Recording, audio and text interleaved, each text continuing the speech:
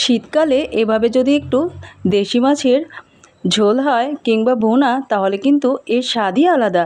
প্রথমে আমি অয়েল গরম করে নিলাম, এরপরে মাছটাকে ম্যারিনেশন করে রেখে দিয়েছিলাম। এরপর ফ্রাই করে নিয়েছি। এখানে শিং মাছ রয়েছে, শোল মাছ, টাকি মাছ, খলসে মাছ, তো 4-5 পদের মাছ রয়েছে। আমি প্রথমে প্যানে ভেজে নিব মিডিয়াম পর্যায়ে জাল রেখে। এরপরে এক সাইড হয়ে গেছে, উল্টে দিচ্ছি। অপর সাইডও একই প্রসেসেই ভেজে নিব।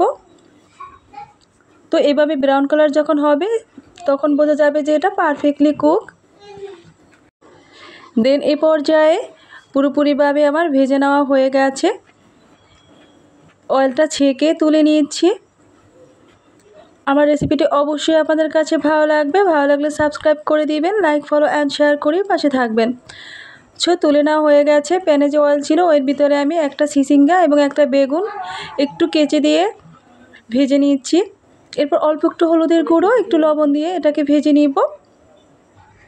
তো এই পর্যায়ে ভাজা হয়ে গেছে, একটা প্লেটে তুলে নিচ্ছি। তো বাকি যে অয়েল ছিল ওর ভিতরে পেঁয়াজের কুচি, রসুনের কুচি অ্যাড করে দিলাম। এরপর কিছু টাইম ভেজে নিব। কিছু টাইম ভেজে নেওয়ার পরে অ্যাড করে দিচ্ছি আদা রসুনের পেস্ট। এরপর পানি অ্যাড করে দিলাম, হাফ স্পুন জিরা গুঁড়ো, হাফ স্পুন ধনিয়ার গুঁড়ো দিয়ে দিয়েছি। এরপর দিয়ে দেবো স্বাদ মতো লবণ। এরপর দিয়ে দিয়েছি হাফ স্পুন হলুদের গুঁড়ো, 1.5 স্পুন লাল মরিচের গুঁড়ো। মশলার উপরে ভালো করে তেল মশলাটাকে কষিয়ে নিব। যখন এভাবে ভাজা ভাজা হয়ে যাবে তখনই পানি অ্যাড করে দিতে হবে। পানিটা যখন বলক উঠে যাবে তখনই মাছগুলো দিয়ে দিতে হবে, ভেজে নেওয়া মাছগুলো। তো এ পর্যায়ে দিয়ে দিলাম। এরপরে এক সাইড থেকে চিচিঙ্গা এবং বেগুন ভেজে নিয়েছিলাম ওটা অ্যাড করে দিচ্ছি। এরপর যখন এভাবে মাখা মাখা শুকনো হয়ে যাবে তখনই চুলা থেকে নামিয়ে নিতে হবে। অলমোস্ট আমার রান্নাটা একদমই রেডি হয়ে গেছে। আমি একটা প্লেটে ঢেলে দেখিয়ে দিচ্ছি কত সুন্দর হয়েছে দেখেন। শীতকালে এভাবে দেশি মাছ রান্না করলে একদমই জমাট বেঁধে থাকে, খেতে কিন্তু ভীষণই মজার।